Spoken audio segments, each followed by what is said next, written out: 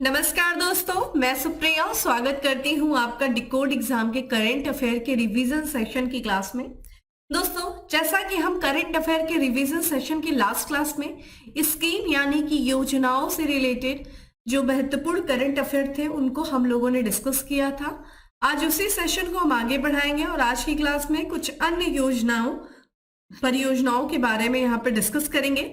तो चलिए दोस्तों, जल्दी से आप सब लोग सेशन से जुड़ जाइए, सेशन को आप सब लोग शेयर कर दें। और जैसा कि मैं उम्मीद कर रही हूँ आप सब लोगों का अच्छे से रिवीजन चल रहा होगा, क्योंकि एग्जाम की डेट भी बहुत पास है। और इसी के साथ साथ डिकोड एग्जाम जो चैनल है दोस्तों, उस पर लगातार सारे सर लोग, ठीक है, जितने भी हमारे सर मैम हैं वो लोग पूरी तरीके से आप लोग के साथ जुड़े हुए हैं। लगातार वो मेहनत कर रहे हैं कि आप लोगों का, ठीक है, अच्छे से रिवीजन हो सके और एग्जाम में आप एक अच्छी परफॉर्मेंस दे करके आए। इसी के साथ हम स्टार्ट करते हैं अपने सेशन को। तो चलिए दोस्तों, शेयर कर दें। और सबसे पहले आज की क्लास में जो हमारा सबसे पहला स्कीम है दोस्तों, ध्यान रखिएगा, आज की क्लास में हम कुछ जो है केंद्र सरकार की योजनाएं और साथ ही साथ जो विभिन्न राज्य सरकारों के द्वारा योजनाएं जो चलाई गई हैं उनको भी हम डिस्कस करेंगे, क्योंकि एग्जाम में वो भी योजनाएं आ जाती हैं। तो सबसे पहले हम उत्तर प्रदेश सरकार की योजना के बारे में डिस्कस करेंगे, जिसका नाम है मिशन महिला सारथी। ठीक है, मिशन महिला सारथी योजना ये उत्तर प्रदेश सरकार के द्वारा शुरू किया गया है। और इस योजना को दोस्तों उत्तर प्रदेश सरकार का एक अभियान है जिसका नाम है मिशन शक्ति अभियान।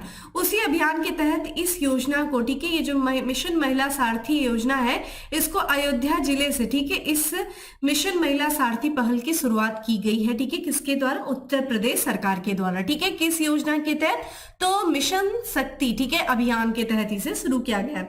ये जो पहल है दोस्तों, यानी कि ये जो योजना है मिशन महिला सारथी पहल, इसका उद्देश्य क्या है? तो जो सार्वजनिक परिवहन क्षेत्र है दोस्तों, उस क्षेत्र में रोजगार के अवसर क्या करना? प्रदान करना, यानी कि रोजगार के अवसर का सृजन करना बेसिकली महिलाओं के लिए, और जो महिला यात्री हैं उनके लिए सुरक्षित और आरामदायक यात्रा सुनिश्चित करने के उद्देश्य से, ठीक है, महिलाओं को सशक्त बनाने के उद्देश्य से महिला सारथी योजना का शुरुआत किया गया है। ठीक है, वही हम बात करें दोस्तों मिशन शक्ति अभियान की, तो इसे दोस्तों उत्तर प्रदेश सरकार के द्वारा अक्टूबर 2020 में, ध्यान रखिएगा, अक्टूबर 2020 में महिला संबंधी जो अपराध होते हैं राज्य में उनको नियंत्रित करने के लिए, महिला संबंधी अपराधों को कम करने के उद्देश्य से, ठीक है, मिशन शक्ति अभियान को शुरू किया गया था। किस वर्ष शुरू किया गया था दोस्तों?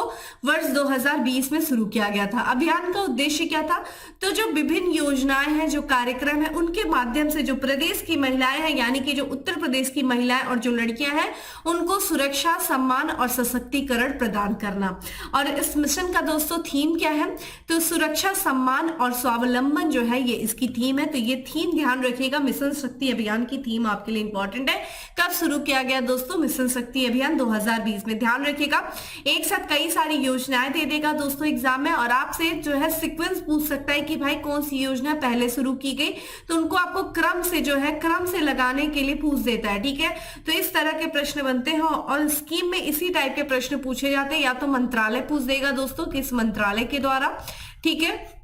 दूसरा वो जो पॉइंट पूछता है भाई किस वर्ष शुरू किया गया, ठीक है, वर्ष पूछ देगा। किस स्थान से शुरू किया गया ये पूछ देगा। अगर ये राज्य सरकार की योजना है तो किस राज्य सरकार की, और बेसिकली उद्देश्य क्या है। अगर योजना के तहत कोई लक्ष्य है दोस्तों तो ये पूछ देगा। तो ये 4 से 5 जो पॉइंट है ये आपसे पूछे जाते हैं, तो इनको ध्यान में रखते हुए योजनाओं को तैयार करिए।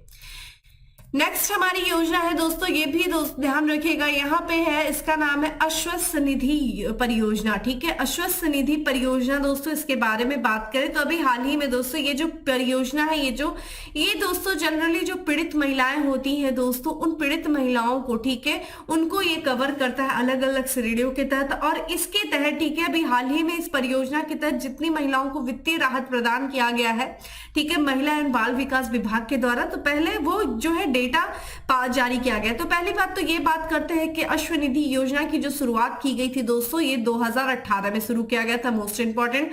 और तब से, जब से ये योजना शुरू की गई है, तब से देखा जाए तो अभी हाल ही में महिला एवं बाल विकास विभाग के द्वारा, ठीक है, ये अश्वनिधि परियोजना ने जब से अपनी शुरुआत किया है उसके बाद से अगस्त 2023 तक देखा जाए तो जो यौन अपराध और गंभीर लिंग आधारित जो हिंसा की शिकार हुई महिलाएं हैं, जो पीड़िता है, ठीक है, लगभग जो है 1400 पीड़ितों को लगभग 10.17 करोड़ रुपए की अंतरिम वित्तीय सहायता प्रदान की गई। तो एक तरीके से दोस्तों जो अश्वनिधि परियोजना शुरू की गई थी वर्ष 2008 से, ठीक है, 2018 से लेकर के अगस्त 2023 तक, ठीक है, जितनी भी जो महिलाएं थी, ठीक है, जो यौन अपराध और गंभीर लिंग आधारित जो हिंसा की शिकार हुई महिलाएं थी, उनको जो है कितनी जो है अंतरिम वित्तीय सहायता प्रदान किया गया, इसका डेटा जो महिला एवं बाल विकास विभाग के द्वारा जो है जारी किया गया है, जिस कारण से ये परियोजना जो है चर्चा में आ गई। इस परियोजना में दोस्तों पीड़ितों की 10 अलग अलग श्रेणियों को कवर किया जाता है, जो अपराध की गंभीरता के आधार पे, ठीक है, जिस तरह का कितना गंभीर अपराध है उस आधार पे उन्हें वित्तीय सहायता प्रदान किया जाता है। तो लगभग देखा जाए 25,000 रुपए से लेकर के 2 लाख रुपए तक की जो है वित्तीय सहायता, वित्तीय राहत प्रदान किया जाता है। और ये 10 श्रेणियां कौन कौन सी हैं, ठीक है, अपराध की, तो जो बलात्कार जो है, बलात्कार से पीड़ित जो महिलाएं होती है जिनका सामूहिक बलात्कार हुआ होता हो, ठीक है, अप्राकृतिक यौन अपराध हुआ हो, ठीक है, एसिड हमला हुआ हो, जो जीवन की हानि हुई हो, बलात्कार के कारण जो महिला गर्भावस्था की शिकार हो जाती है, गर्भावस्था, ठीक है, हो जाता है, शरीर के अंगों की हानि हो जाती है, यौन उत्पीड़न के परिणाम स्वरूप अगर गर्भपात हो जाता है, जलने की चोट सहित विभिन्न जो है अपराध की पीड़ित जो होती हैं या विभिन्न श्रेणियां, उनके तहत जो है उनको वित्तीय जो है सहायता प्रदान किया जाता है। कितने से दोस्तों, तो 25,000 से लेकर के 2 लाख रुपए। सबसे ज्यादा जो आर्थिक सहायता दोस्तों जो प्रदान किया जाता है, सबसे अधिक जो सहायता प्रदान किया जाता है वो एसिड हमले से जो पीड़ित होती है उनको किया जाता है। और सबसे कम जो प्रदान किया जाता है सहायता वो घरेलू हिंसा और तस्करी पीड़ितों को जो है सबसे कम सहायता मिलती थी। ये भी ध्यान रखिएगा दोस्तों। अश्वनिधि परियोजना चर्चा में क्यों था वो हमने बताया कि भाई अभी हाल ही में डेटा जारी किया गया है कि इस योजना के तहत इतने लोगों, इतनी महिलाओं को जो है जो घरेलू हिंसा, जो यौन अपराध, गंभीर लिंग आधारित हिंसा की शिकार हुई महिलाओं को जो आर्थिक सहायता प्रदान किया गया उसका डेटा जारी किया गया है, जिस कारण से ये योजना परियोजना चर्चा में आ गई। कब शुरू किया गया था? 2018 में। ठीक है, अगली बात करते हैं दोस्तों प्रधानमंत्री जनधन योजना। प्रधानमंत्री जनधन योजना दोस्तों फाइनेंशियल इंक्लूजन यानी कि वित्तीय समावेशन, यानी कि जो क्षेत्र, ठीक है, या जो लोग बैंकिंग सुविधा से जुड़े हुए नहीं है उन तक जो है बैंकिंग सुविधा से उनको जुड़ना, यानी फिर या फिर दूर दराज के क्षेत्रों में बैंकिंग सेवाओं को ले जाना और बैंकिंग सेवाओं का समावेश करना। यही क्या है दोस्तों? वित्तीय समावेशन है। और इसी वित्तीय समावेशन के उद्देश्य को पूरा करने के लिए दोस्तों जो है 28 अगस्त 2014 को प्रधानमंत्री जी के द्वारा प्रधानमंत्री जनधन योजना शुरू किया गया था। और इस योजना ने दोस्तों 28 अगस्त 2023 को, ठीक है, क्या किया? इस योजना ने अपने 9 वर्ष जो है पूरे कर लिए, जिसकी वजह से ये योजना जो है चर्चा में आ गई।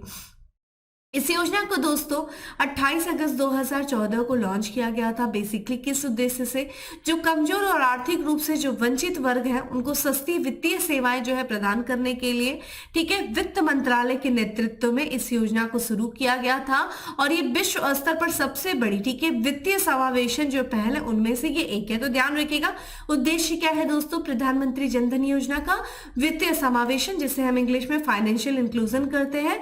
उसका अर्थ क्या है हमने आपको बता दिया। इस योजना के तहत दोस्तों प्रत्येक परिवार को, ध्यान रखिएगा, ठीक है, प्रत्येक परिवार को कम से कम एक बुनियादी बैंकिंग खाता, वित्तीय साक्षरता, ऋण, बीमा एवं पेंशन सुविधाएं तक पहुंच के साथ ही बैंकिंग सुविधाओं तक सार्वभौमिक पहुंच के लिए मंच प्रदान किया जाता है। सबसे इंपॉर्टेंट चीज इसमें जो पॉइंट है दोस्तों, अगर मल्टीपल चॉइस क्वेश्चंस आ जाएगा तो इसमें ये दे देगा कि भाई इसमें कोई न्यूनतम राशि जो है, शेष राशि बनाए रखने की कोई आवश्यकता नहीं होती। तो इसमें देखिए ऐसे दे देगा कि भाई इस योजना के तहत जो है न्यूनतम शेष राशि बनाए रखने की आवश्यकता होती है, यानी कि 1000 दे देगा। ध्यान रखिएगा, कोई भी यानी कि जीरो बैलेंस पे भी ये खाता वर्क करेगा। और इसके साथ जो है ओवरड्राफ्ट की सुविधा प्रदान की जाती है दोस्तों। कितने रुपए की? तो ये जो वयस्क पात्र, यहाँ पे प्रत्येक जो पात्र वयस्क होते हैं उनको 10,000 रुपए तक की ओवरड्राफ्ट की सुविधा क्या होती है? प्रदान किया जाता है। ये भी पॉइंट आपके लिए इंपॉर्टेंट है। ठीक है, तो यहाँ हमने बात किया दोस्तों प्रधानमंत्री जनधन योजना के बारे में। अगला हमारा है लेक लाडली योजना या फिर लेक लड़की योजना। ठीक है, लेक लाड़की योजना यानी कि प्रिय बेटी योजना। ये एक मराठी शब्द है दोस्तों, ठीक है। लेक मतलब प्रिय होता है, लाड़की मतलब लड़की, तो प्रिय बेटी योजना है। ये महाराष्ट्र सरकार के द्वारा इस योजना को शुरू किया गया है। किस उद्देश्य के, तो यहाँ पे नागरिकों को, ठीक है, ध्यान रखिएगा, महाराष्ट्र सरकार ने जो राज्य के नागरिक हैं उनको जो है लाभ पहुंचाने के लिए 2 महत्वपूर्ण कल्याणकारी योजनाओं की शुरुआत किया है, जिसमें से राज्य की लड़कियों के लिए दोस्तों लेक लड़की योजना शुरू किया है। वहीं राज्य के किसानों के लिए नमो शेतकारी महासम्मान निधि योजना की शुरुआत की है। ये दोनों ही जो है दोस्तों कल्याणकारी योजनाएं हैं। ये योजनाएं दोस्तों जो 1 लाख रुपए तक की, देखिए क्या इस योजना के तहत हर कोई लाभान्वित होगा, तो नहीं। जिन परिवारों की आय यानी कि जो वार्षिक आय है दोस्तों वो 1 लाख रुपए तक की जो है, जिन परिवारों की वार्षिक आय है, और राज्य भर के जो किसानों को, ठीक है, जिन परिवारों की जो वार्षिक आय जो 1 लाख रुपए तक की है उनके लिए ये योजना, और साथ ही साथ जो राज्य भर के किसान है उनको समर्थन देने के लिए ये योजना बनाई गई है। और ये योजना पात्र परिवारों के जीवन में महत्वपूर्ण जो है प्रभाव डालेगी।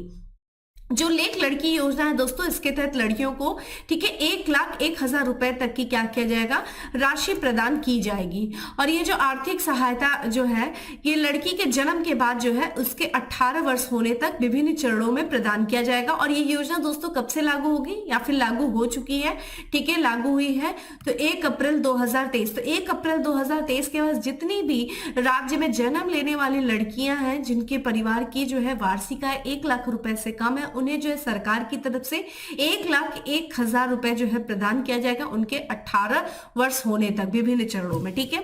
वहीं जो महाराष्ट्र सरकार ने जो दूसरी योजना शुरू की है कल्याणकारी योजना, जिसका नाम है नमो शेतकारी महासम्मान निधि योजना।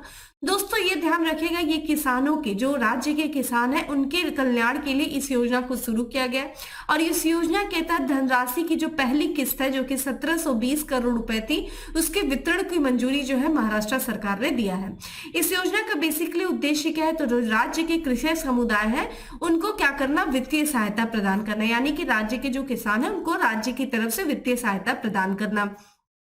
इस कार्यक्रम से लगभग कितने जो है किसान लाभान्वित होंगे राज्य के, तो 90 लाख किसान जो है लाभान्वित होंगे, जिन्हें 6,000 रुपए की वार्षिक भुगतान प्राप्त होगा। तो 6,000 रुपए का वार्षिक भुगतान जो है प्रदान किया जाएगा। एक तरीके से प्रधानमंत्री के जो है वहां पे जो ये सम्मान निधि योजना है, ठीक है, उसी योजना की तरह ये भी है दोस्तों नमो शेतकारी महासम्मान निधि योजना, ठीक है, उसी तरीके से। तो बेसिकली यहाँ पे आपसे ये पूछा जा सकता है कि ये योजना किस राज्य सरकार से संबंधित है, लेक लाडली योजना, और दूसरा देखा जाए नमो शेतकारी महासम्मान निधि योजना, ठीक है। हम लोगों ने प्रधानमंत्री जो है किसान सम्मान निधि योजना के बारे में बात किया था, उसी से मिलता जुलता ये भी योजना है महासम्मान निधि योजना, जो कि महाराष्ट्र सरकार की, ठीक है। इसी के साथ साथ हम अगले जो है योजना की तरफ बढ़ते हैं, जिसको हाल फिलहाल में यानी कि जनवरी महीने में ही छत्तीसगढ़ सरकार के द्वारा जो है शुरू किया गया है, जिसका नाम है महतारी वंदना योजना 2024। तो ये दोस्तों जो है छत्तीसगढ़ सरकार के द्वारा जो है शुरू किया गया है, ठीक है। तो छत्तीसगढ़ में जो महिलाएं हैं उनको एक तरीके से मासिक वित्तीय सहायता प्रदान करने के उद्देश्य से, ठीक है, ये महतारी वंदना योजना छत्तीसगढ़ सरकार के द्वारा शुरू किया गया है। इस योजना के तहत जो राज्य की जो लाभार्थी महिला है, इस योजना के तहत उनको जो है हर माह क्या किया जाएगा, 1,000 रुपए जो है प्रदान किया जाएगा। इस पहल का उद्देश्य दोस्तों क्या है, तो महिलाओं के बीच में, ठीक है, यानी कि महिलाओं को आत्मनिर्भर बनाना, उनको जो है कौशल विकास का, ठीक है, उनके कौशल विकास को बढ़ावा देना, और इसके लिए जो है 12,000 रुपए की कुल वार्षिक सहायता प्रदान किया जाएगा। यानी कि एक तरीके से जब हर महीने दोस्तों 1,000 रुपए की, ठीक है, वित्तीय सहायता प्रदान किया जाएगा, तो एक वर्ष में 12 महीने होते हैं, तो टोटल देखा जाए तो 12,000 रुपए की कुल वित्तीय सहायता, ठीक है, कुल वित्तीय सहायता प्रदान किया जाएगा, ठीक है, इस महतारी वंदना योजना के तहत, जिससे जो है वहां की महिला आत्मनिर्भर हो सके और उनके जो है कौशल विकास को बढ़ावा मिल सके, ठीक है। किस राज्य की दोस्तों, छत्तीसगढ़ राज्य सरकार की है। वही हम बात करते हैं वंदन योजना। दोस्तों वंदन योजना उत्तर प्रदेश सरकार की योजना है, जिसको देखा जाए 10 अक्टूबर 2023 को, ठीक है, ध्यान रखिएगा 10 अक्टूबर 2023 को जो उत्तर प्रदेश के मुख्यमंत्री हैं योगी आदित्यनाथ जी के माफ करिएगा, योगी आदित्यनाथ जी की अध्यक्षता में कैबिनेट बैठक हुई थी और उस कैबिनेट बैठक में जो है इस वंदन योजना को क्या किया गया, स्वीकृति प्रदान की गई। और इस वंदन योजना का उद्देश्य क्या है, जो शहरी निकाय में जितने भी जो स्थित सांस्कृतिक, पौराणिक और ऐतिहासिक और जो धार्मिक स्थल है दोस्तों, उनका विकास करना। तो जितने भी जो है शहरी निकायों में जो सांस्कृतिक स्थल है, जो पौराणिक स्थल है, जो ऐतिहासिक और धार्मिक स्थल है, उनके विकास के लिए ठीक है उत्तर प्रदेश सरकार ने वंदन योजना की शुरुआत किया, ध्यान रखिएगा। और यहाँ पे जो है योजना के तहत इन स्थलों पे क्या किया जाएगा, लाइटिंग लगाई जाएगी। यानी कि एक तरीके से ये जो स्थल है यहाँ पे ठीक है पर्यटन को बढ़ावा देने के उद्देश्य से ये योजना शुरू किया गया। किस तरीके से इस क्षेत्र को ठीक है विकास किया जाएगा, वहां पे लाइटिंग लगाई जाएगी, अच्छी अच्छी लाइट लगाई जाएगी, वहां पे पेयजल की सुविधाएं जो उपलब्ध कराई जाएंगी, ठीक है टॉयलेट की सुविधा, साफ सफाई, लिंक रोड, ठीक है बेंच सहित अन्य बुनियादी सुविधाएं विकसित की जाएंगी, जिससे कि क्या हो सके दोस्तों, पर्यटन को बढ़ावा मिल सके और एक पर्यटक को ठीक है जिन जिन चीजों की आवश्यकता होती है एक स्थान पे जहां वो घूमने जाते हैं, वो सारी सुविधाएं यहाँ पे जो है उपलब्ध कराई जाएंगी। इसके यहाँ पे इस योजना के तहत दोस्तों जो जिला अधिकारी है उसकी अध्यक्षता में ठीक है कमेटी बनेगी और उस कमेटी जो है वह कमेटी प्रत्येक वर्ष जो है ऐसे दो स्थलों का चयन करेगी जिनका विकास किया जाएगा। इस योजना के तहत ऐसे स्थल ठीक है स्थलों पर संपर्क मार्ग, ठीक है विश्राम स्थल, शेड, पेयजल की व्यवस्था, लाइटनिंग, पेंटिंग, इंटरलॉकिंग, परिक्रमा पथ, घाटों का निर्माण आदि कार्यों को पर्यटन विभाग से समन्वय करके कराया जाएगा। ठीक है, तो ये ऑलरेडी मैंने आपको समझा दिया कि भाई वंदन योजना का बेसिकली उद्देश्य क्या है, ये हम लोगों ने देख ही लिया। ठीक है, तो एक तरीके से राज्य में पर्यटन जो है अर्थव्यवस्था उसको बढ़ावा देने के लिए ये कार्य किया गया है और एक पर्यटक को जो जो चीजों की आवश्यकता होती है जहां पे वो घूमने जाता है उन सारी चीजों की यहाँ पे विकास किया जाएगा। ठीक है, तो वंदन योजना बेसिकली ध्यान रखिएगा उत्तर प्रदेश सरकार की योजना है। नेक्स्ट है दोस्तों यहाँ पे सघन मिशन इंद्रधनुष। देखिए मिशन इंद्रधनुष जो आया था उसी उद्देश्य को पूरा करने के लिए जितने जो बच्चे जो महिलाएं छूट गई हैं टीकाकरण के लिए उनको जो है उनको कवर करने के लिए 2017 में ठीक है 2017 में ठीक है सघन मिशन इंद्रधनुष की शुरुआत की गई थी। ध्यान रखिएगा मिशन इंद्रधनुष की शुरुआत तो 2014 में ही किया गया था। ठीक है 25 दिसंबर 2014 में किया गया था, लेकिन सघन मिशन इंद्रधनुष यानी कि ज्यादा से ज्यादा लोगों को इस मिशन इंद्रधनुष के तहत क्या करना, कवर करना, इस उद्देश्य से सघन मिशन इंद्रधनुष शुरू किया गया था।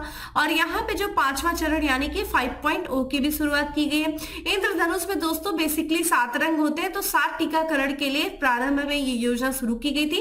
आगे चल करके यूनिवर्सल जो इम्यूनिटी जो है दोस्तों यहाँ पे ह्यूमनाइजेशन प्रोग्राम है जिसके तहत 12 जो है टीकों को लगाया जाता है। आगे चल करके इस योजना के तहत 12 टीकों को कवर किया जाने लगा। ठीक है, ये हमने बेसिक बात कर ली। तो अभी हाल ही में देखा जाए दोस्तों तो ये जो सघन मिशन इंद्रधनुष 5.0 है तो केंद्रीय स्वास्थ्य और परिवार कल्याण मंत्रालय के जो प्रमुख नियमित करने वाले टीकाकरण अभियान है दोस्तों जिसका नाम है सघन मिशन इंद्रधनुष 5.0। इसके तीसरे चरण के जो है संचालन क्या कर लिया गया, पूरा कर लिया गया और तीसरा चरण जो था दोस्तों वो 9 से लेकर के 14 अक्टूबर तक था। अच्छा, सघन मिशन इंद्रधनुष 5.0 क्या सुनिश्चित करता है कि जो नियमित टीकाकरण सेवाएं हैं जिसके तहत जो देश भर में जो छूटे हुए बच्चे हैं, जो गर्भवती महिलाएं हैं, उनको क्या किया जाए, ठीक है नियमित टीकाकरण सेवाएं उपलब्ध कराया जाए। ध्यान रखिएगा इस मिशन के तहत ना सिर्फ बच्चों को बल्कि गर्भवती महिलाओं को भी कवर किया जाता है। सघन मिशन इंद्रधनुष के तहत दोस्तों किसी कारणवश अगर नियमित टीकाकरण से कोई जो 5 वर्ष तक के बच्चे और गर्भवती महिलाएं जो है छूट गई हैं उनका टीकाकरण कराया जाता है। ध्यान रखिएगा प्रारंभ में जब ये योजना शुरू की गई थी तो इस योजना के तहत 2 वर्ष तक के बच्चों को टीकाकरण जो है उपलब्ध कराया जाता था। आगे चल करके इस योजना का विस्तार किया गया और 5 वर्ष तक के बच्चों को और साथ ही साथ गर्भवती महिलाओं को टीकाकरण जो है सेवा प्रदान की गई। तो यहाँ पे जो नियमित टीकाकरण से जो छूट गए जो 5 वर्ष तक के बच्चे हैं, जो गर्भवती महिलाएं हैं, उनको जो है टीकाकरण कराया जाएगा। ठीक है, सघन मिशन इंद्रधनुष के तहत गर्भावस्था में दोस्तों इसमें 2 बार, साथ ही साथ जो बच्चों को 5 वर्ष तक की उम्र तक जो है 7 बार टीकाकरण कराना क्या है अनिवार्य, ये भी पॉइंट ध्यान रखेगा।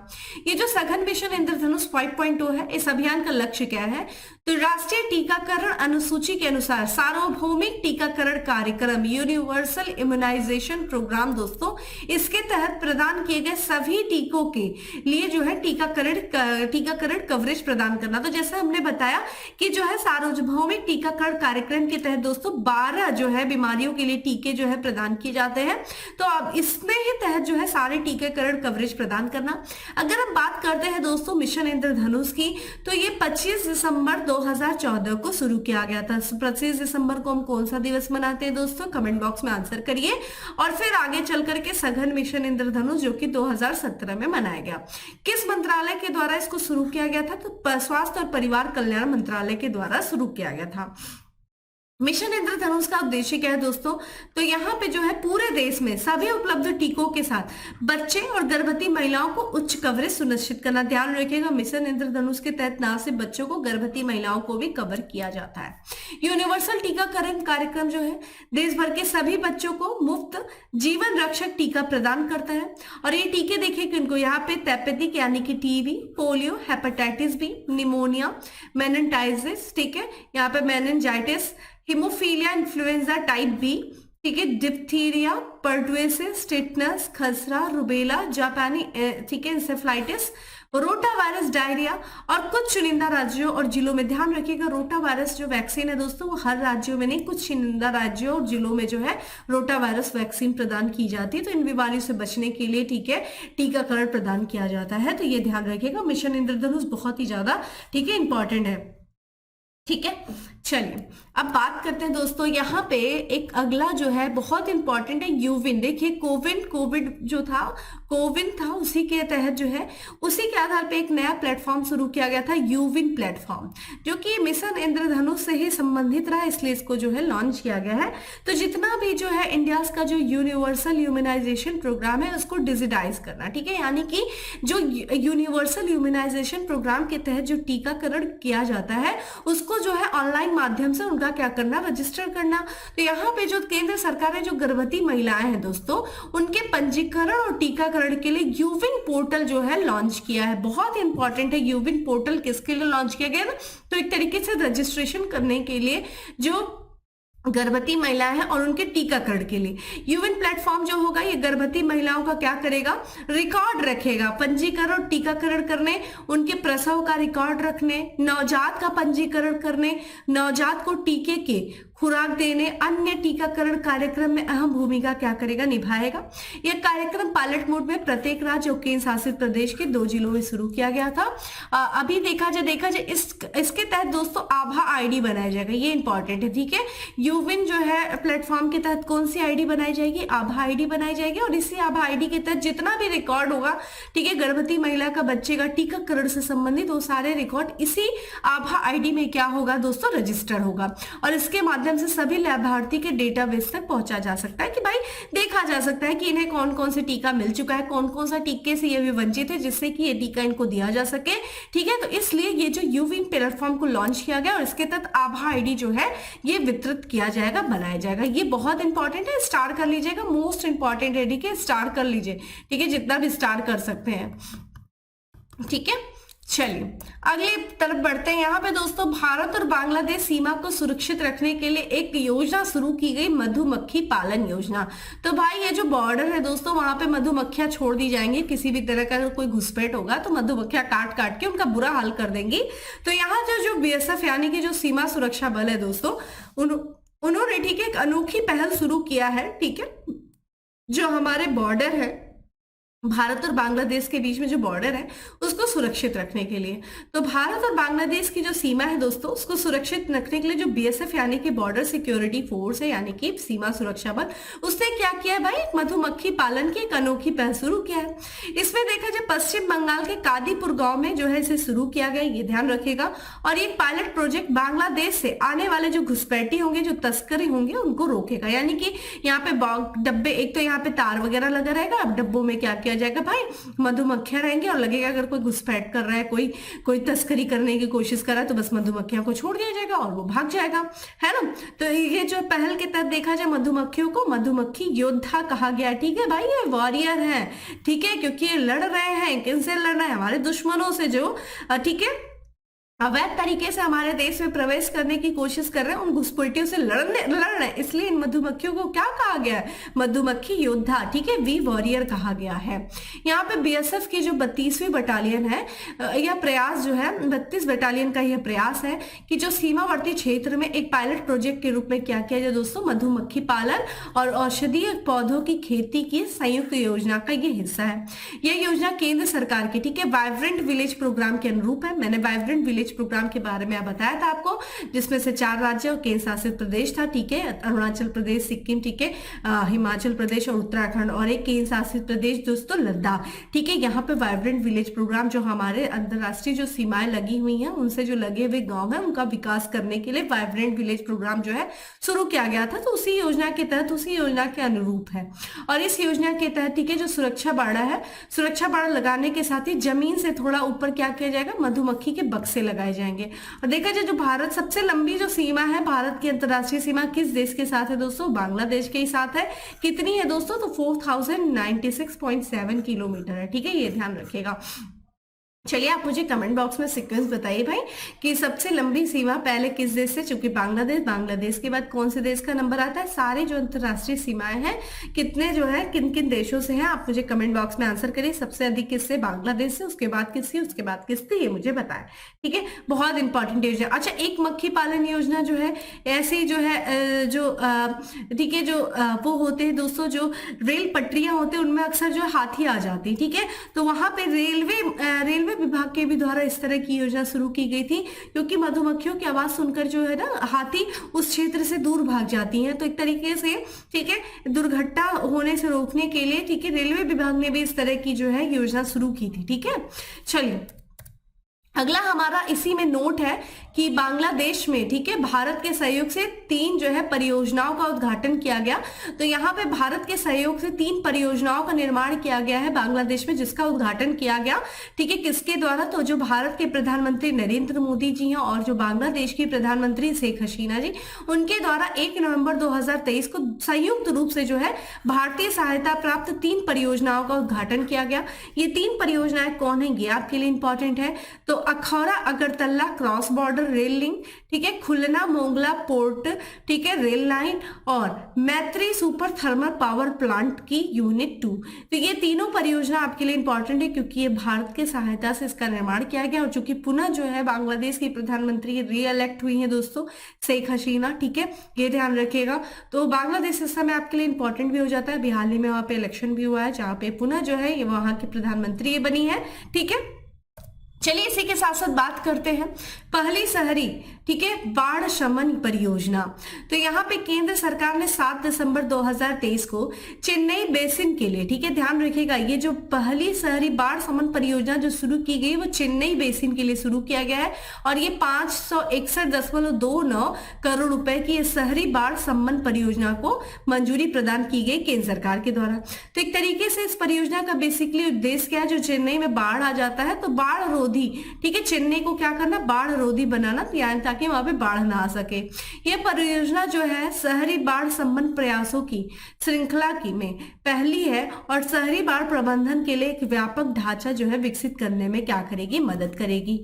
यह शहर में अत्यधिक जो बारिश होने के बाद बाढ़ की स्थिति है, जब बाढ़ की स्थिति जैसी जो स्थिति उत्पन्न हो जाती है उससे निपटने के लिए, ठीक है, एक तरीके से ये मदद करेगी। ये पहली बाढ़ शहरी बाढ़ संबंध परियोजना शुरू कहाँ की गई दोस्तों, चेन्नई को, ठीक है, बाढ़ संबंध रोधी बनाने के लिए। ये इंपॉर्टेंट है। अगला है दोस्तों प्रसाद योजना। प्रसाद यानी कि pilgrimage rejuvenation and spiritual augmentation drive, ठीक है। तो यहाँ पे दोस्तों भारत की जो राष्ट्रपति है उन्होंने पर्यटन मंत्रालय की योजना है दोस्तों प्रसाद योजना, और इसके तहत तेलंगाना की 2 परियोजना, जिसका नाम है देखिए 2 मंदिर है, ठीक है, एक तो आपका भद्राचलम मंदिरों के समूह में तीर्थ सुविधाओं के विकास, और रुद्रेश्वर, ठीक है, जिसे हम रामप्पा टेम्पल कहते हैं, रामप्पा मंदिर कहते हैं, उसमें तीर्थ यात्रा और विरासत बुनियादी ढांचे का विकास की आधारशिला आधारशिला रखी गई है।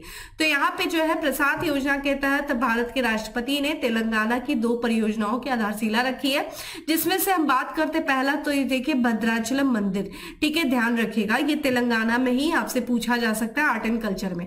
तो अगर हम इस मंदिर के बारे में देखिए बहुत हम इन डेप्थ नहीं जाएंगे, कारण क्या है, हम योजनाओं को पढ़ रहे हैं ना कि हम आर्ट एंड कल्चर पढ़ रहे हैं, तो आपको लगेगा कि मैम आधा बता करके आगे बढ़ गई। तो ध्यान रखिएगा बच्चा, ये जो कि हम बात कर रहे हैं स्कीम्स के बारे में, तो हमारा विशेष जो फोकस रहेगा उस स्कीम पे रहेगा। तो यहाँ पे थोड़ा सा फिर भी मैं आपको बताऊंगी भद्राचलम मंदिर के बारे में, जो कि 350 वर्ष से अधिक पुरानी है और ये रामायण, ठीक है, महाकाव्य में, ठीक है, से संबंधित रही है। ठीक है, ऐसा माना जाता है दोस्तों कि जब भगवान श्री राम ने अपनी पत्नी, ठीक है, देवी सीता और भाई लक्ष्मण के साथ जब उनको जो है 14 वर्ष का जब वनवास मिला था, तो इस वनवास के दौरान कुछ समय तक जो है वो भद्राचलम मंदिर के पास, ठीक है, दंडकारण्य वन के, ठीक है, परनासाल नामक गांव में उन्होंने कुछ समय जो है व्यतीत किया था। मंदिरों का यह समूह दोस्तों किस नदी के तट पर स्थित है, तो गोदावरी नदी के बाएं तट पर स्थित है। ठीक है, ये ध्यान रखिएगा। वहीं दूसरा है दोस्तों, यहाँ अगला जो है टेम्पल है वो रामप्पा टेम्पल, जिसे हम किस टेम्पल के नाम से जानते हैं, रुद्रेश्वर टेम्पल के भी नाम से जानते हैं दोस्तों।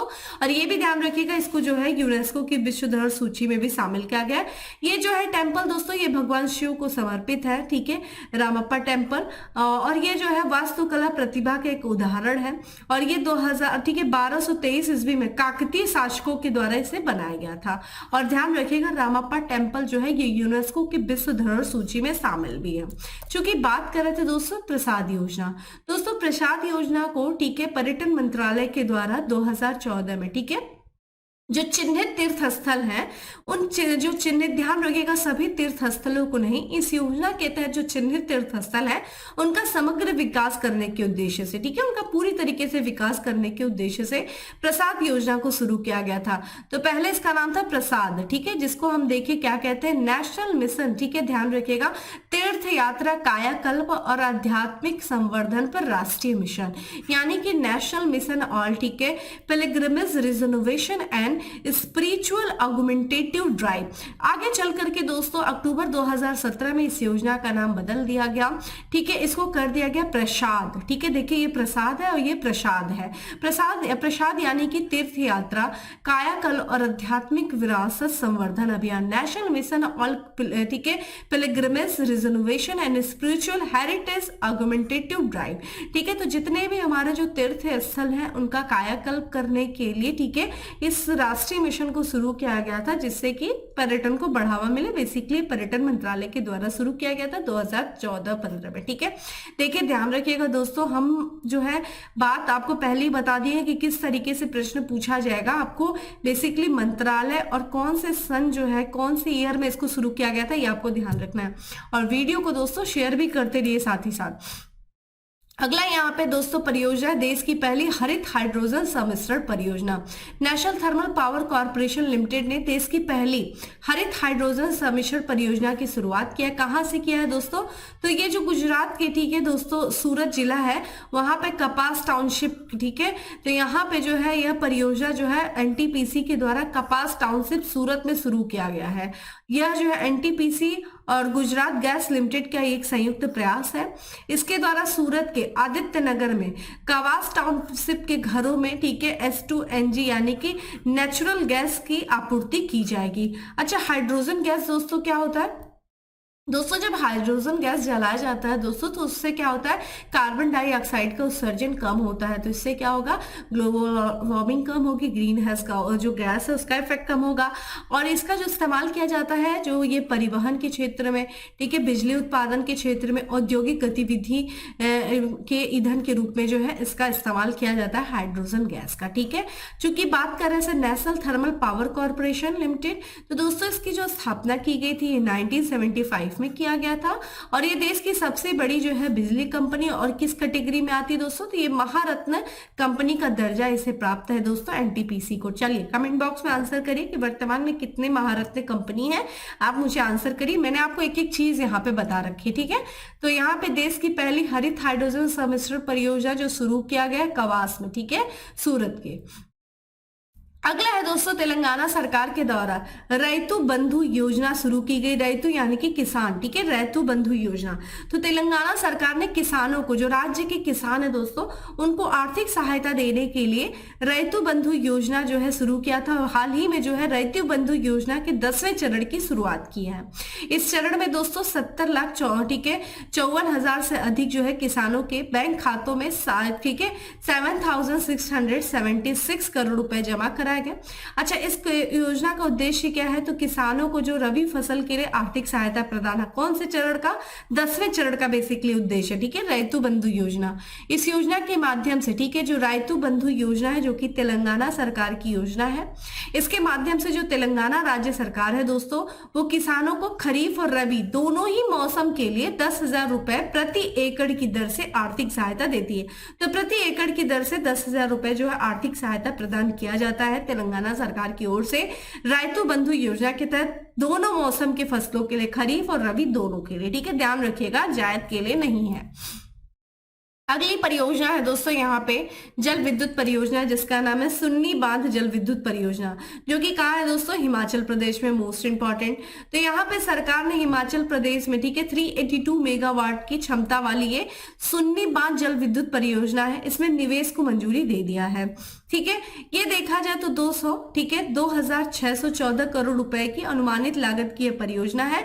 और ध्यान रखिएगा, इंपॉर्टेंट देखिए, सुन्नी जल विद्युत परियोजना, एक तो आपसे पूछ देगा भाई किस राज्य में? हिमाचल प्रदेश में। किस नदी पर है? तो ये सतलुज नदी पर बनाई जाएगी। यहां से बस इतना ही पूछा जाएगा, बस इतने से ज्यादा आपको कुछ नहीं पढ़ना, ठीक है।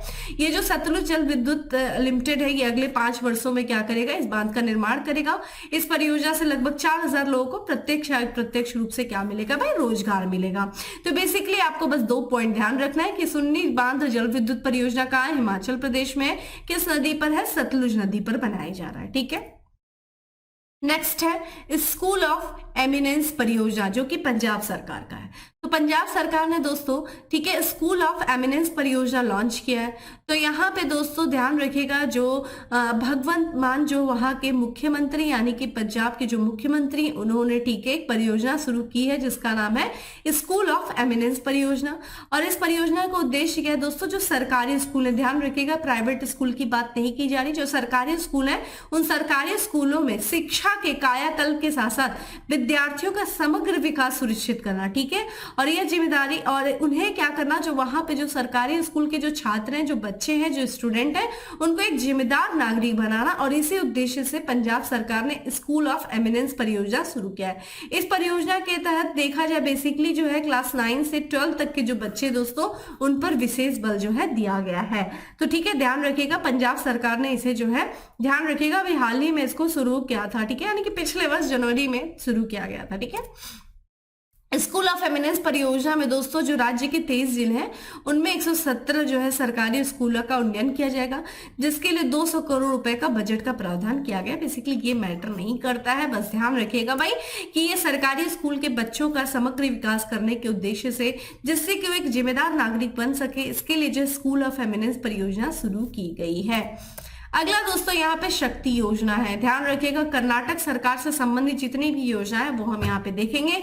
तो कर्नाटक सरकार ने दोस्तों शक्ति योजना की शुरुआत किया है। तो शक्ति योजना बेसिकली है क्या? तो जो राज्य है उसके द्वारा, ठीक है, ये योजना जो राज्य द्वारा संचालित है, सड़क परिवहन निगमों द्वारा, ठीक है, जो प्रदान की जाने वाली गैर प्रीमियम बस है, उन बस सेवाओं में महिलाओं को मुफ्त यात्रा प्रदान करना। तो जितने भी गैर प्रीमियम जो बस है, उनमें महिलाएं मुफ्त यात्रा कर सके, इसके लिए जो है जून 2023 में कर्नाटक सरकार ने शक्ति योजना शुरू किया है। कर्नाटक सरकार की एक अन्य योजना है गृह ज्योति योजना। नाम से पता चल जा रहा है दोस्तों कि यहाँ पे जो है, ठीक है, एक तरीके से बिजली, ठीक है, गृह ज्योति, ठीक है, बिजली के लिए एक योजना शुरू की गई कर्नाटक सरकार के द्वारा।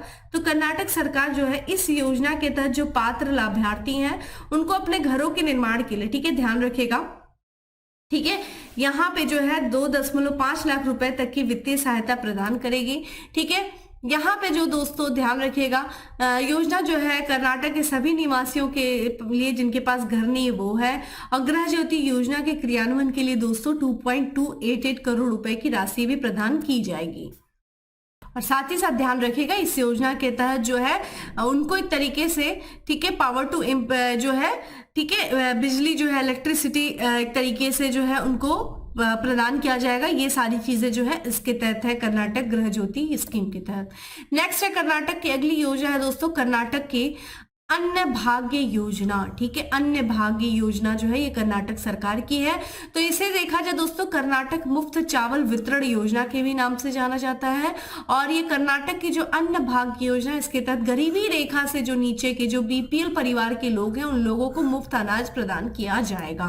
इस योजना के तहत राज्य सरकार के द्वारा 5 किलो चावल दिया जाएगा और केंद्र सरकार द्वारा जो खाद्य सुरक्षा अधिनियम है इसके तहत राज्य को अतिरिक्त जो है 5 किलो प्रदान किया जाएगा। ठीक है, तो यहाँ पे ध्यान रखिएगा। आप मुझे बताइए खाद्य सुरक्षा अधिनियम किस वर्ष पारित किया गया था? ठीक है, कमेंट बॉक्स में आंसर करिए। नेक्स्ट दोस्तों, प्रधानमंत्री मातृ वंदना योजना को गोद भराई समारोह। तो मातृ वंदना योजना की जो गोद भराई समारोह है दोस्तों, जिसका जो है सराहना यानी कि तारीफ की गई थी प्रधानमंत्री जी के द्वारा, जिसका जो आयोजन किया गया था राजस्थान के दौसा में, इसलिए इंपॉर्टेंट हो जाता है। तो ये सबसे इंपॉर्टेंट तो प्रधानमंत्री मातृ वंदना योजना है। ठीक है, तो यहाँ पे प्रधानमंत्री, भारत के जो प्रधानमंत्री हैं नरेंद्र मोदी जी ने राजस्थान के दौसा में, ठीक है, प्रधानमंत्री मातृ वंदना योजना को गोद भराई समारोह के रूप में मनाने के लिए नई पहल की सराहना की है। तो यहाँ पे जो राजस्थान का दौसा है दोस्तों, वहां पे जो प्रधानमंत्री मातृ वंदना योजना है इसको गोद भराई समारोह के रूप में मनाया गया, जिससे जो है ऐसी पहल के लिए प्रधानमंत्री जी ने तारीफ किया। तो आइए बात कर लेते हैं प्रधानमंत्री मातृ वंदना योजना।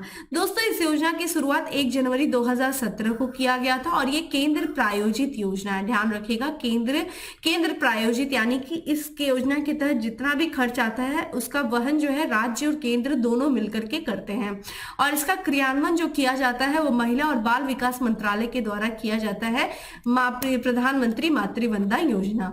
इसके तहत देखिए जो पोषण संबंधी जरूरतें हैं, ठीक है, गर्भवती महिला को उसकी पूरा करने, मजदूरी के नुकसान में आंशिक भरपाई हेतु गर्भवती महिला के बैंक खाते में सीधे धन का भुगतान किया जाता है। यानी कि जो गर्भवती महिलाएं होती हैं वो देखिए मजदूरी पर नहीं जा पाती, जिसकी वजह से उनको जो है आर्थिक नुकसान होता है। तो इससे जो है इस योजना के तहत जो है क्या किया जाएगा कि तो यहाँ पे जो है उन महिलाओं के खाते में, ठीक है, बैंक खाते में, ठीक है, सीधे जो है भुगतान किया जाएगा। और इसके तहत जो प्रेग्नेंट वुमेन होती हैं, जो दोस्तों यहाँ पे जो लैक्टेटिंग मदर होती हैं, उनके फर्स्ट डिलीवरी तक उनको जो है बेनिफिट दिया जाता है दोस्तों 5,000 रुपए तक का। ये भी ध्यान रखिएगा, यहाँ पे देख सकते हैं। तो प्रधानमंत्री वंदना योजना provide maternity benefit of 5,000 for pregnant women और lactating mother after their first delivery. ये पॉइंट भी ध्यान रखिएगा, ठीक है। चलिए अगला है, उड़ीसा सरकार ने मो घर आवास योजना प्रारंभ किया। तो मो घर आवास योजना दोस्तों किस राज्य सरकार की योजना है? ये उड़ीसा सरकार की योजना है, जिसको शुरू किया गया उड़ीसा सरकार के द्वारा। और ये योजना ऐसे सभी परिवारों को कवर करेगी जो मौजूदा आवास योजनाओं में कठोर पात्रता मानदंड या फिर अपर्याप्त आवंटन के कारण छूट गए। ठीक है, यहाँ पे यह योजना आर्थिक और सामाजिक रूप से कमजोर परिवारों को क्रेडिट लिंक्ड वित्तीय सहायता प्रदान करती है। योजना पूरी तरीके से राज्य के बजट से क्या है दोस्तों? वित्त पोषित है। इस योजना में ऐसे परिवारों को शामिल किया जा रहा है जिन्हें पहले आवास योजना से क्या है बाहर रखा गया था। तो ऐसे लोगों को जो है राज्य सरकार के द्वारा आवास सुविधा प्रदान किया जाएगा। और इस योजना के तहत जो लाभार्थी होंगे दोस्तों, उनको 3 लाख रुपए तक के आवास ऋण का लाभ उठा सकते हैं। ठीक है, ये ध्यान रखेगा। अगला यहाँ पे दोस्तों सौभाग्य योजना है। कुछ योजनाएं हम पुरानी भी शामिल करेंगे, ठीक है, ध्यान रखिएगा। सौभाग्य योजना यानी कि प्रधानमंत्री सहज बिजली हर घर योजना। तो हर घर में बिजली जो है पहुंचे, इसके लिए ठीक है, सरकार के द्वारा सौभाग्य योजना शुरू किया गया था। गांव हो शहर हो, रोशन होगा हर घर, ये है, ठीक है, ध्यान रखिएगा। तो केंद्र सरकार की महत्वाकांक्षी योजना है सौभाग्य योजना। फुल फॉर्म भी ध्यान रखिएगा, प्रधानमंत्री सहज बिजली हर घर योजना, सौभाग्य योजना। ये देखा जाए दोस्तों, इसके बारे में हम चर्चा क्यों कर रहे हैं? क्योंकि ये तो योजना 2017 में आई थी।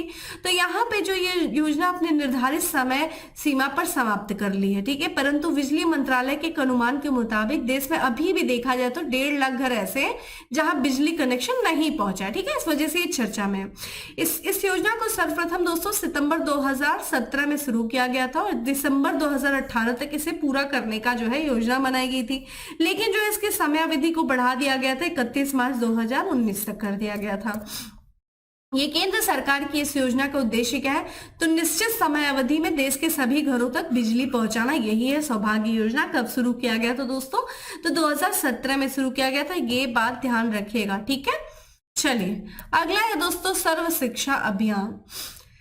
तो यहाँ पे दोस्तों ये जो सर्व शिक्षा अभियान है ये वर्ष 2001 से 2 में शुरू किया गया था, सर्व शिक्षा अभियान, और ये वर्तमान में चल रहा, ठीक है। ये अभी तक सर्व शिक्षा अभियान जो है ये एक व्यापक कार्यक्रम है और ये प्रारंभिक शिक्षा उपलब्ध कराना, ठीक है, ये प्रारंभिक शिक्षा उपलब्ध कराने का एक मुख्य साधन है, ठीक है, ये ध्यान रखिएगा, प्राइमरी एजुकेशन। सर्व शिक्षा अभियान का बेसिकली जो लक्ष्य क्या है? तो 2005 तक, ठीक है, सभी बच्चों को स्कूल शिक्षा गारंटी केंद्रों, ठीक है, शिक्षा गारंटी केंद्रों, वैकल्पिक स्कूल, ठीक है, ब्लॉक टू स्कूल कैंपों में दाखिला कराना था, ठीक है, 2005 तक। प्राथमिक अवस्था में 2007 तक, प्रारंभिक शिक्षा स्तर पर 2010 तक सभी लिंग और सामाजिक श्रेणी में अंतर को समाप्त करना था। बेसिकली आपके लिए ईयर इंपॉर्टेंट है सर्व शिक्षा अभियान का 2001 से 2002, ठीक है। मैंने आपको बताया ना पुरानी योजनाएं कैसे दे देगा, वो आपके सामने भाई रख देगा आयोग प्रश्न और बोल देगा भाई इनका जो है आप सीक्वेंस लगाइए, ठीक है। अगला है समन्वित बाल विकास योजना, जिसे हम कहते हैं इंटीग्रेटेड चाइल्ड डेवलपमेंट सर्विसेज। ध्यान रखिएगा सर्विसेज ना कि स्कीम है, ठीक है, इंटीग्रेटेड चाइल्ड डेवलपमेंट सर्विसेज। तो ये समन्वित बाल विकास जो विकास सेवा है दोस्तों, इसको 1975 में केंद्र प्रायोजित योजना के तौर पे शुरू किया गया था। और इस योजना के तहत ध्यान रखिएगा किसे कवर किया जाता है? तो जो 6 वर्ष से कम उम्र के बच्चे हैं, ध्यान रखिएगा उनको, साथ ही साथ गर्भवती महिलाओं को और स्तनपान करने वाली माताओं के लिए जो है पौष्टिक आहार स्वास्थ्य स्तर में सुधार करने के उद्देश्य से इस योजना को शुरू किया गया था, ठीक है। तो कौन कौन है जो यहाँ पे 0 से लेकर के 6 वर्ष तक के जो बच्चे होंगे, प्रेग्नेंट और साथ ही साथ लैक्टेटिंग मदर है, उनमें जो है पोषण स्तर और स्वास्थ्य स्तर में सुधार करने के उद्देश्य से समन्वित बाल विकास योजना को, ठीक है, शुरू किया गया था 1975 में।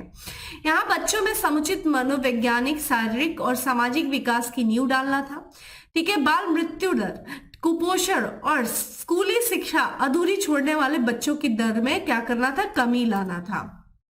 अगला हमारा दोस्तों योजना है सांसद आदर्श ग्राम योजना। दोस्तों 11 अक्टूबर 2023 माफ करिएगा 2014 को प्रधानमंत्री जी के द्वारा, प्रधानमंत्री नरेंद्र मोदी जी के द्वारा सांसद आदर्श ग्राम योजना की शुरुआत शुरू की गई थी। इसकी टैगलाइन क्या है दोस्तों? गांव बढ़ेगा देश बढ़ेगा, ठीक है। सांसद आदर्श ग्राम योजना की यह टैगलाइन थी। गांव के समग्र विकास के लिए इस योजना को शुरू किया गया था और इस योजना के तहत दोस्तों जो सांसद हैं, जो प्रत्येक सांसद उनको 2016 तक एक एक गांव, फिर 2019 तक 3-3 गांव में बुनियादी और संस्थागत ढांचा विकसित करने का आग्रह किया गया था। यानी कि इस योजना के तहत जो सांसद होंगे 2016 में एक एक गांव को गोद लेंगे, फिर 2019 तक वो 3-3 गांव को गोद लेकर के वहां पे जितनी भी बुनियादी और संस्थागत ढांचा उनका विकास करेंगे सांसद आदर्श ग्राम योजना के तहत, ठीक है। यहाँ पे दोस्तों ये जो योजना है ये लोकमान, ठीक है, लोकनायक, ठीक है, किसे कहा जाता है? जयप्रकाश नारायण, उनको लोकनायक के नाम से जाना जाता था। एग्जाम में ये भी पूछा जाता है। उन्हीं की जयंती के अवसर पर इस योजना को प्रारंभ किया गया था और इस योजना को प्रारंभ करते हुए प्रधानमंत्री जी ने कहा था कि इस योजना का उद्देश्य गाँव में रहने वाले लोगों को, ठीक है, क्या करना? उन्नत बुनियादी सुविधा और बेहतर अवसर जो है उपलब्ध कराना। योजना का उद्देश्य जैसा कि हमने पहले बात कर लिया, मार्च 2019 तक 3 आदर्श गाँव का विकास करना, जिनमें से एक गांव का विकास वर्ष 2016 तक कर लिया जाएगा, ठीक है। कब शुरू किया गया था सांसद आदर्श ग्राम योजना को? 11 अक्टूबर 2014 को, ठीक है। और यहाँ पे इसके पश्चात 2024 तक ऐसे 5 जो है, ठीक है, आदर्श ग्राम जो है प्रति वर्ष एक का चयन और विकास किया जाएगा। चलिए दोस्तों अगली तरफ बढ़ते हैं। अगला जो हमारा कार्यक्रम है वो है त्वरित ग्रामीण जल आपूर्ति कार्यक्रम। तो नाम से ही पता चल जा रहा है कि ग्रामीण क्षेत्रों में जल आपूर्ति के लिए ये कार्यक्रम शुरू किया गया था। तो पेयजल आपूर्ति की गति में तेजी लाने के लिए, ठीक है, राज्य और संघ शासित प्रदेशों को मदद पहुंचाने के लिए केंद्र सरकार ने, ठीक है, वर्ष 1972 से 1973 में त्वरित ग्रामीण जल आपूर्ति कार्यक्रम प्रारंभ किया था। ठीक है, तो जो जल आपूर्ति कार्यक्रम जो चलाया जा रहा था राज्यों के द्वारा, उनको जो है उसमें गति लाने के उद्देश्य से, ठीक है, केंद्र सरकार ने 1972 से 73 में त्वरित ग्रामीण जल आपूर्ति कार्यक्रम आरंभ किया था। इसका उद्देश्य क्या था? तो राज्य क्षेत्र में, ठीक है, न्यूनतम आवश्यकता कार्यक्रम के अधीन राज्य सरकारों के प्रयासों में सहयोग देकर ग्रामीणों को स्वच्छ और पर्याप्त पेयजल सुविधा उपलब्ध कराना, ये इसका उद्देश्य था। ठीक है, तो आपने उद्देश्य समझ लिया। तो यहाँ पे जितने भी जो है जो राज्य की न्यूनतम आवश्यकता कार्यक्रम के अधीन जो राज्य सरकार है उनके प्रयासों में सहयोग देकर ग्रामीणों को, ठीक है, स्वच्छ और पर्याप्त पेयजल सुविधा उपलब्ध कराना। यहाँ पे दोस्तों आगे चल करके 1986 की बात है। ठीक है, पेयजल और इससे संबंधित जल व्यवस्था पर भारत सरकार ने एक नए मिशन की स्थापना की जिसका नाम है राष्ट्रीय पेयजल मिशन। कब शुरू किया गया? 1986 में। और इस मिशन का नाम जो है 1991 में बदल दिया गया। क्या कर दिया गया? राजीव गांधी राष्ट्रीय पेयजल मिशन कर दिया गया। तो ये एक एक चीज इंपॉर्टेंट है दोस्तों, ध्यान रखिएगा। नेक्स्ट है दोस्तों त्वरित सिंचाई लाभ कार्यक्रम। ठीक है, त्वरित सिंचाई नाम से पता चल जा रहा है, ठीक है, सिंचाई व्यवस्था में, ठीक है, एक तरीके से लाभ पहुंचाने के लिए इस कार्यक्रम को जो है शुरू किया गया था।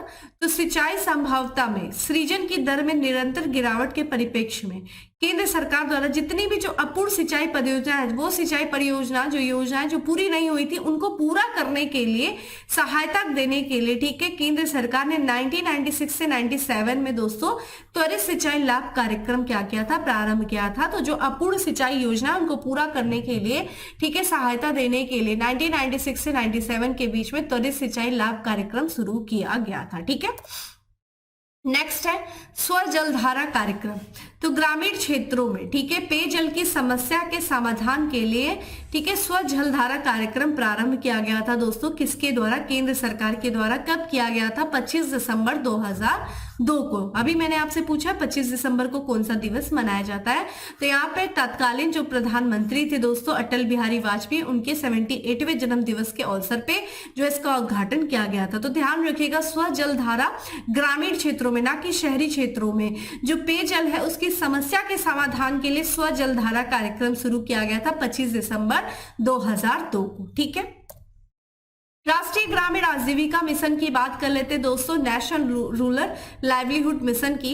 तो ये जो शुरू किया गया था दोस्तों, ग्रामीण विकास मंत्रालय का एक उद्देश्य था जो ग्रामीण गरीब परिवार हैं उन परिवारों को देश की मुख्य धारा से जोड़ने और विभिन्न कार्यक्रमों के जरिए उनकी गरीबी को दूर करना, ये लक्ष्य रखा था। ये उद्देश्य किसका था दोस्तों? ग्रामीण विकास मंत्रालय का। तो ये कैसे होगा कि भाई जो ग्रामीण गरीब परिवार है उनको मुख्य धारा से जोड़ा जाए, उनको विभिन्न कार्यक्रम के माध्यम से उनकी गरीबी दूर किया जाए। इसके लिए मंत्रालय ने दोस्तों एक मिशन शुरू किया, राष्ट्रीय ग्रामीण आजीविका मिशन। ठीक है, तो यहाँ पे जो मंत्रालय ने कब शुरू किया? 3 जून 2011 को राष्ट्रीय ग्रामीण आजीविका मिशन इसी उद्देश्य से शुरू किया। ठीक है, ये जो है मिशन, इसका मुख्य उद्देश्य क्या था दोस्तों? तो जो ग्रामीण परिवार है उनको सक्षम और प्रभावशाली संस्थागत मंच प्रदान कर उनकी आजीविका में क्या करना? निरंतर वृद्धि करना, वित्तीय सेवाओं तक उनकी जो है बेहतर और सरल तरीके से क्या करना? पहुंच बनाना, उनकी पारिवारिक आय को बढ़ाना, बेसिकली ये उद्देश्य था। और इसके लिए मंत्रालय को दोस्तों किससे आर्थिक सहायता मिलती है?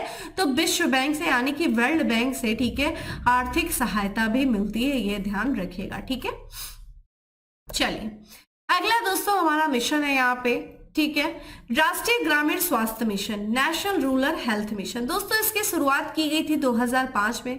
तो यहाँ पे नाम से पता चल जा रहा है जो ग्रामीण क्षेत्र में स्वास्थ्य सेवाओं की, ठीक है, स्वास्थ्य सेवाओं में सुधार करने के उद्देश्य से, तो ग्रामीण व्यक्तियों पर बल देते हुए ग्रामीण इलाके और जो दूरस्थ इलाके वहां पे सुलभ, वहनीय और विश्वसनीय गुणवत्ता युक्त, ठीक है, सेवाएं मुहैया कराने के उद्देश्य से 2005 में, ठीक है, नेशनल रूरल हेल्थ मिशन की शुरुआत की गई थी।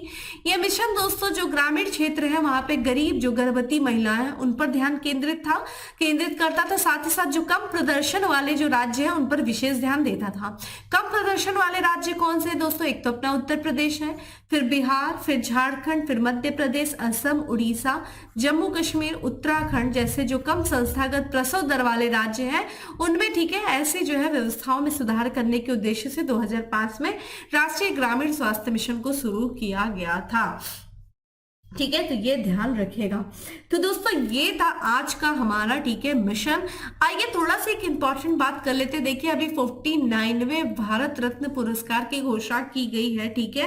तो जो 49वां भारत रत्न पुरस्कार दिया जाएगा दोस्तों, वो बिहार के जो पूर्व मुख्यमंत्री रहे दोस्तों कर्पूरी ठाकुर, उनको जो है 49वां, ठीक है, भारत रत्न, ठीक है, मरणोपरांत जो है ये पुरस्कार से सम्मानित किया जाएगा। और इसकी जो है घोषणा की गई इनके जन्म शताब्दी की पूर्व संध्या पे घोषणा की गई है। ये जो है दोस्तों, ये जो कर्पूरी ठाकुर हैं जिनकी तस्वीर आप स्क्रीन पे देख रहे हैं, ये 2 बार, ठीक है, मुख्यमंत्री रह चुके हैं बिहार के। और ये जनरली जो पिछड़े वर्गों के हितों की वकालत करने के लिए जाने जाते हैं। वही बात करें दोस्तों, भारत रत्न पुरस्कार देने की जो शुरुआत की गई थी वो 1954 में जो उस समय के तत्कालीन जो राष्ट्रपति थे डॉक्टर राजेंद्र प्रसाद, उनके द्वारा जो है शुरू किया गया था। तो दोस्तों ये था आज का हमारा स्कीम से रिलेटेड जितनी भी चीजें थी हमने बात कर लिया। अब आज की बात करेंगे दोस्तों फैक्ट्स ऑफ द डे की।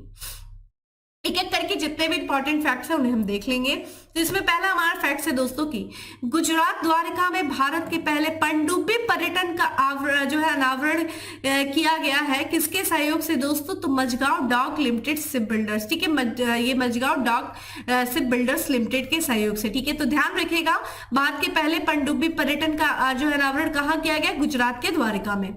चीन की ड्रिलिंग जहाज है जिसका नाम है दोस्तों मैंगजियांग, ये पृथ्वी के मेंटल की जांच करेगा, ठीक है। देखिए हम लोग को पता है ना मेंटल क्या है, क्रस्ट, मेंटल कोर, ठीक है। आप लोगों ने पृथ्वी की संरचना पढ़ी होगी, ऊपर क्रस्ट है, फिर यहाँ पे मेंटल है, फिर ऊपर अंदर जो है कोर है। तो यहाँ पे मेंटल तक जो है जांच करेगा। इस जहाज का नाम ध्यान रखिएगा दोस्तों मैंगजियांग, ठीक है, और ये चीन का जहाज है। केरल हाईकोर्ट अपने फैसलों को क्षेत्रीय भाषा में प्रकाशित करने वाला देश का पहला हाईकोर्ट बना था। किस भाषा में इसने प्रकाशित किया था? तो मलयालम, ठीक है, ध्यान रखिएगा। वही बात करें दोस्तों, नई दिल्ली में आर्कटिक के लिए भारत के पहले शीतकालीन वैज्ञानिक अभियान को हरी झंडी दिखाई गई, ठीक है। और ये ध्यान रखिएगा, जो ये भारत आर्कटिक में वर्ष 2008 से हिमाद्री नामक एक अनुसंधान आधार केंद्र संचालित कर रहा है, ठीक है। तो ये ध्यान रखिएगा, भारत के पहले शीतकालीन, ठीक है, वैज्ञानिक अभियान को हरी झंडी दिखाई गई। कहां से? नई दिल्ली से। और यहाँ पे भारत जो आर्कटिक में, ठीक है, 2008 से हिमाद्री नामक अनुसंधान आधार केंद्र संचालित कर रहा है। अब थोड़ा सा तेजी से देखेंगे यहाँ पे, दिसंबर 2023 को जहां देश के सबसे बड़े खेल विज्ञान केंद्र का उद्घाटन किया गया, कहां किया गया? उड़ीसा के भुवनेश्वर में, ठीक है।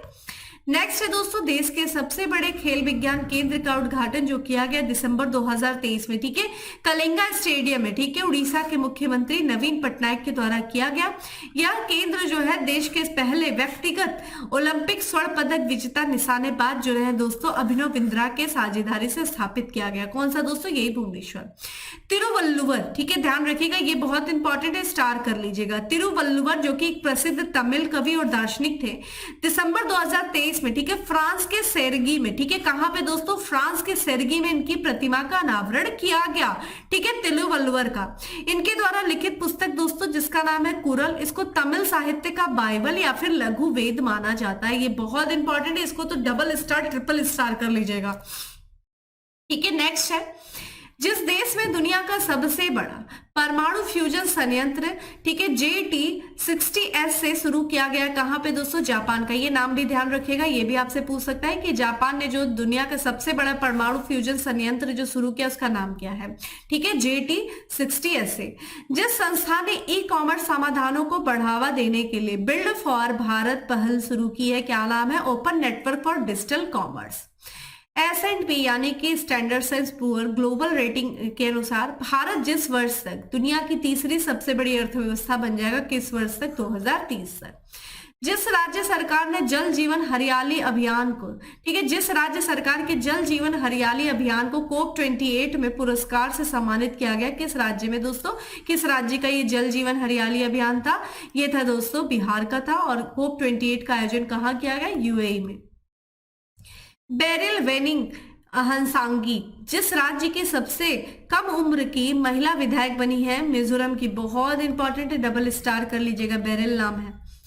नेक्स्ट है, पूर्व क्रिकेटर सुरेश रैना को जिस राज्य केंद्र शासित प्रदेश का युवा मतदाता जागरूकता राजदूत बना घोषित किया गया, किस राज्य का? जम्मू कश्मीर का। अंतरिक्ष मौसम का अध्ययन करने के लिए एटमॉस्फेरिक वेव्स एक्सपेरिमेंट मिशन जिस स्पेस एजेंसी द्वारा लॉन्च किया गया, किस स्पेस एजेंसी द्वारा? नासा के द्वारा।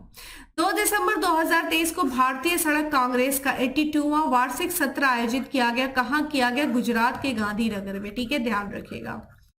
नेक्स्ट है, जिस देश ने सिकल सेल रोग और थैलेसीमिया के लिए दुनिया की पहली जीन थेरेपी कैसगेवी को मंजूरी दिया है? किसने दिया है? यूके, यूनाइटेड किंगडम में। मोस्ट इंपॉर्टेंट, कैसगेवी नाम भी पूछा जा सकता है, बहुत इंपॉर्टेंट है। अगला, सरकार ने राष्ट्रपति के अनुमोदन से संविधान के अनुच्छेद 280 वित्त आयोग से संबंधित है। 280(1) के अनुसरण में 16वें वित्त आयोग का गठन किया। 16वें वित्त आयोग के दोस्तों अध्यक्ष कौन होंगे? अरविंद पनगड़िया। ठीक है, और 15वें वित्त आयोग के अध्यक्ष कौन है दोस्तों? एनके सिंह। ठीक है, ध्यान रखिएगा, एनके सिंह, ये भी ध्यान रखिएगा। ठीक है, नेक्स्ट है, दिसंबर 2023 में तीसरा ग्लोबल बायो इंडिया डीजल आयोजित किया गया। कहां किया गया दोस्तों? नई दिल्ली में। वर्ष 2024 में भारत और डोमिनिकन गणराज्य के बीच राजनयिक संबंधों की जो वर्षगांठ मनाई जाएगी, वो कौन सी मनाई जाएगी? 25वीं वर्षगांठ। भारत और जिस देश ने राजनयिक संबंधों के 50 वर्ष पूरे होने पर एक डाक टिकट जारी किया, किस देश ने? वियतनाम ने। सबसे कम उम्र यानी कि 35 वर्ष में इक्वाडोर के राष्ट्रपति का चुनाव जिसने जीता, क्या नाम है दोस्तों? डैनियल नाबुआ। नेक्स्ट है, न्यूजीलैंड के प्रधानमंत्री के रूप में किसने शपथ लिया दोस्तों? क्रिस्टोफर लक्सन ने। जिस संस्था ने electricity grids and secure energy transition report जारी किया, किस एनर्जी ने? अंतरराष्ट्रीय ऊर्जा एजेंसी ने। WHO यानी कि विश्व स्वास्थ्य संगठन के अनुसार देश हेपेटाइटिस सी के उन्मूलन में गोल्ड टियर का दर्जा हासिल करने वाला पहला देश बन गया दोस्तों। कौन? मिस्र। मोस्ट इंपॉर्टेंट, स्टार कर लीजिएगा, हेपेटाइटिस सी के उन्मूलन में इसने गोल्ड टियर का दर्जा प्राप्त किया, मिस्र ने। द कास्ट ऑफ, ठीक है, the high cast of chief water नामक रिपोर्ट किसके द्वारा जारी किया गया? वर्ल्ड वाइड फंड के द्वारा किया गया। विश्व स्वास्थ्य शिखर सम्मेलन 2023 का आयोजन जहां किया गया, कहां किया गया? जर्मनी के बर्लिन में। फिक्की द्वारा प्रस्तुत इकोनॉमिक आउटलुक सर्वे में, ठीक है, आउटलुक सर्वे में वित्तीय वर्ष 2023-24 के लिए भारत की अनुमानित आर्थिक वृद्धि दर 6.3 है। ग्लोबल टैक्स इवेजन रिपोर्ट 2024 जिससे जारी किया, किसने जारी किया? यूरोपियन यूनियन टैक्स ऑब्जर्वेटरी ने।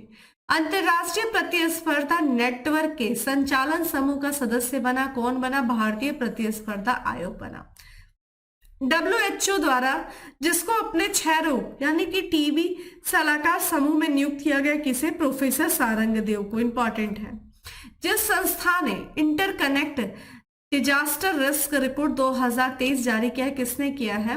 तो संयुक्त राष्ट्र university institute for environmental and human security के द्वारा। सुल्तान इब्राहिम सुल्तान इस्कंदर को जिस देश का नया राजा चुना गया, किस देश का? मलेशिया का। भारत और यूरोपीय संघ के मध्य पहला संयुक्त नौसैनिक अभ्यास आयोजित किया गया, कहां किया गया? गिनी की खाड़ी में। जिस संस्था ने इंटरनेशनल माइग्रेशन आउटलुक 2023 जारी किया, किस संस्था ने? Organisation of economic cooperation development यानी कि आर्थिक सहयोग और विकास संगठन के द्वारा। वर्ल्ड एनर्जी आउटलुक 2023 नामक रिपोर्ट, ये तो रिपोर्ट रिपीट हो गया दोस्तों, इंटरनेशनल एनर्जी एजेंसी ने किया है। जिसने इन्फ्यूज यानी कि integral field ultraviolet spectroscopic experiment mission launch किया है, किसने किया है? नासा ने लॉन्च किया है। नेक्स्ट है, भारत का पहला गैसोलीन और डीजल रेफरेंस फ्यूल जिसने लॉन्च किया है, किसने किया है? इंडियन ऑयल कॉर्पोरेशन लिमिटेड ने। जिस देश ने अंतरराष्ट्रीय सौर गठबंधन असेंबली के 6ठे सत्र की मेजबानी किया, किसने किया? भारत ने। और यहाँ पे 95वां सदस्य कौन बना? कमेंट यहाँ पे चिली बना। ठीक है, नेक्स्ट है, US India strategic partnership forum द्वारा ग्लोबल लीडर, ठीक है, ग्लोबल लीडर पुरस्कार से जिसको सम्मानित किया गया, किसे किया गया? नीता अंबानी को किया गया। ठीक है, अगला है दोस्तों यहाँ पे नीलावु कुदिचा, ठीक है, सिमकल यानी कि Lions that drunk Amul light यानी कि, ठीक है, क्या यहाँ पे शेर जिसने चांदनी पी है नामक आत्मकथा लिखी, किसने? जो इसरो के अध्यक्ष हैं सोमनाथ, एस सोमनाथ। स्टार कर लीजिएगा, बहुत इंपॉर्टेंट है। और आज का लास्ट फैक्ट है दोस्तों की, जिस भारतीय अमेरिकी वैज्ञानिक को उसकी खोज के लिए इंजीनियरिंग और प्रौद्योगिकी संस्थान द्वारा वर्ष 2023 के लिए फैराडे पदक से सम्मानित किया गया, किसे? आरोग्य स्वामी जोसेफ पालराज को। तो दोस्तों इस तरीके से हमारा आज का स्कीम से रिलेटेड, ठीक है, जितना भी करंट अफेयर था वो कंप्लीट हो गया दोस्तों। जितना अभी तक देखिए प्लेलिस्ट में जितना भी करंट अफेयर पढ़ा है, जो आपको पढ़ाया गया, उतना अगर आप पढ़ लेते हैं अच्छे से तो जरूर जो है आपका कहीं ना कहीं से अच्छे से जो है करंट अफेयर कवर हो जाएगा। पूरी कोशिश की गई है आपको अच्छे से जो है सारी चीजें बताई जाए। और आज की क्लास में हमारा स्कीम जो है दोस्तों वो कंप्लीट हो गया। फिर मिलेंगे दोस्तों अगले सेशन में, तब तक के लिए bye, have a good day, stay safe and stay happy.